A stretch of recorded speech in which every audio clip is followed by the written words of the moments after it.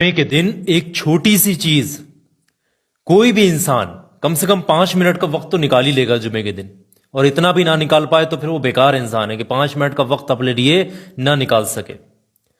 ایک چھوٹی سی چیز، ایک چھوٹی سی روحانیت کا وظیفہ، یہ پوری زندگی بھر آپ کو فائدہ دے گا۔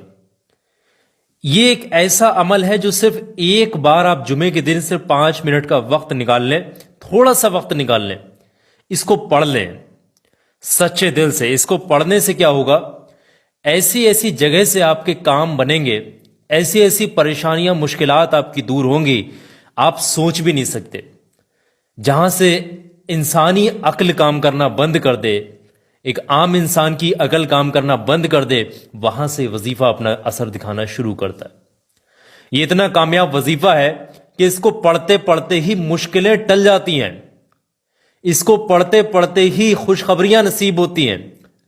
اس جمعے کو آپ نے پڑھا، اس وظیفے کو، اگلا جمعہ آنے تک انشاءاللہ جس مقصد کے لیے اس وظیفے کو پڑھنے والے شخص کے ہاتھ اٹھے ہوں گے، وہ اگلا جمعہ آنے سے پہلے پہلے ہی وہ ہاتھ جو بھی دعائیں مانگ کر کے اٹھائے گئے ہیں، وہ دعا انشاءاللہ اللہ کی بارگاہ میں ضرور قبول ہوگی۔ یہ جمعے کا دن کا بہت بہترین روحانی وظیفہ ہے۔ اس کو اپنے ہی تک سیمت مت رکھنا، آگے بھی شیئر کر دینا۔ کسی بھی مشکل میں پھنسا ہوا انسان اس وظیفے کو پڑھے، مشکل سے باہر آ جائے گا۔ کسی بھی تنگ دستی میں ہے، کسی بھی طریقے کی محتاجی ہے، یا پھر خیر و برکت نہیں، ایسے معاملات ہیں، تو وہ وظیفہ پڑھے، ساری پریشانیاں دور ہو جائیں گی۔ یہ وظیفہ آل حاجت بھی کہا جاتا ہے، وظیفہ فار آل حاجت، وظیفہ آف فرائیڈے، یعنی جمعے کے دن کا یہ وظیفہ ہے۔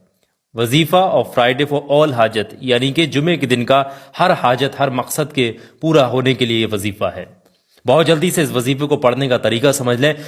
دیکھیں، جمعے کے دن ہر انسان تک شیئر کرنا، اس کو اپنے تک سیمت مت رکھنا۔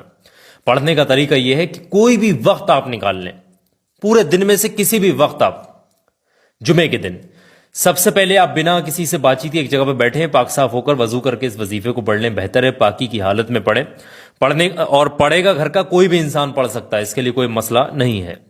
پڑھنے کا طریقہ یہ ہے، سب سے پہلے شروعات میں 3 بار درود پاک پڑھنا ہے۔ جو بھی درود پاک آپ کو یاد ہے شروعات میں 3 بار پڑھ لیجئے گا، اور جیسے ہی، اور کوئی بھی درود پاک آپ پڑھ سکتے ہیں جو بھی آپ کو یاد ہے، چھوٹے سے چھوٹا درود پاک اگر آپ کو یاد ہے تو وہ بھی پڑھ سکتے ہیں۔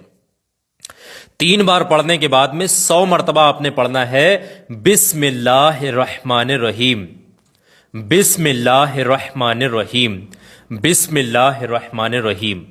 صرف اتنا ہی پڑھنا ہے 100 مرتبہ، یعنی ایک تسبیح آپ نے پڑھنی ہے بسم اللہ شریف کی۔